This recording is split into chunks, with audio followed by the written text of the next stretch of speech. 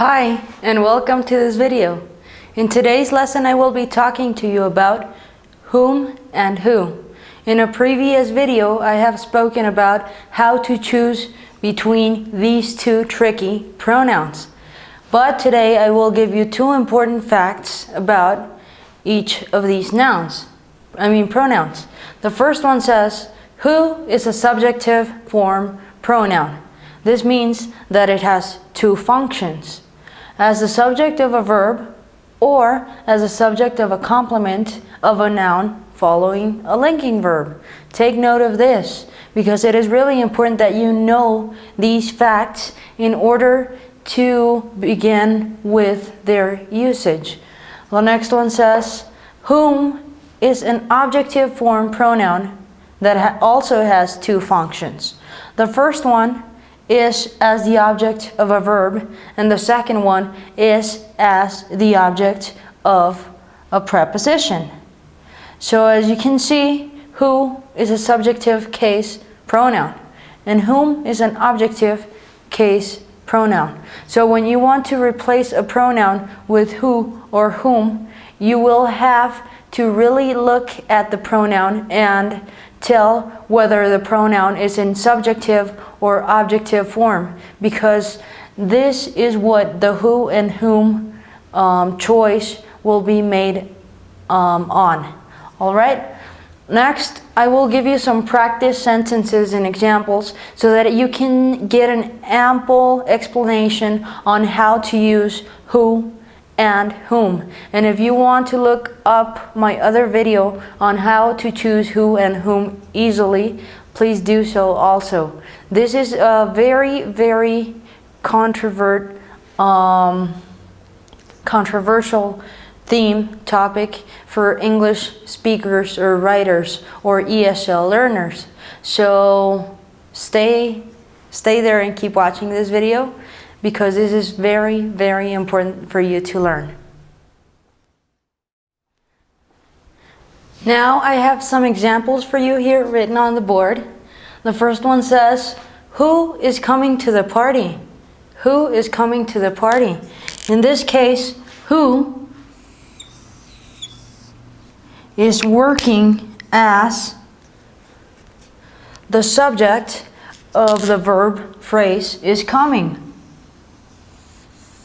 So it is acting as a subject of the verb. The next one says, whom can we trust nowadays? Whom is acting as the object of the verb. Whom can we trust nowadays? Right? So we know that who is always a subjective case pronoun and whom is always an objective case pronoun. Therefore, they will always act as subjects or objects of verbs or prepositions.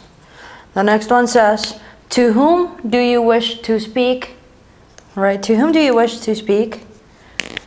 In this case, whom is acting as the object of this particular preposition here. To whom do you wish to speak? Right? The next one says, I do not remember who did it. In this case, who is acting as a subject of this verb.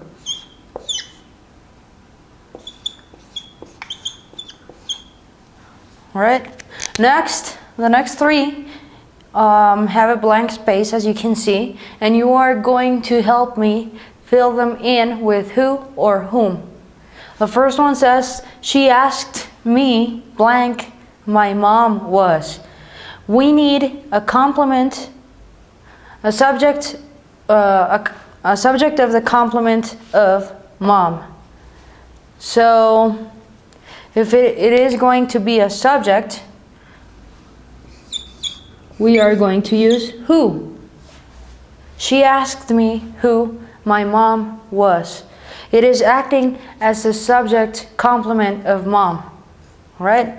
The next one says, blank, do you think she called? Blank, do you think she called? I would use who again. And then it would be acting as a subject of the verb. Who do you think she called? Right? And the last one says, he left with blank. But we want to change this. We are going to make this a question. He left with whom or with whom? Who or whom? He left with blank, with who, and again, it is acting as a complement, but it's still in its subjective form. Remember that who is always going to be a subjective case pronoun, and whom is always going to be an objective case pronoun. If you learn these two rules, you will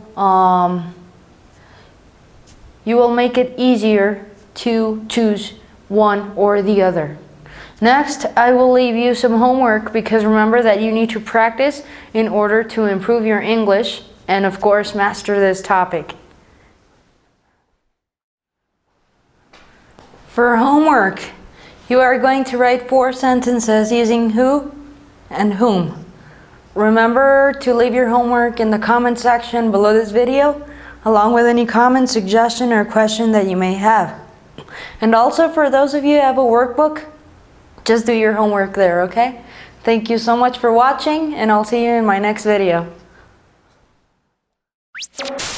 Would you like to watch my next video?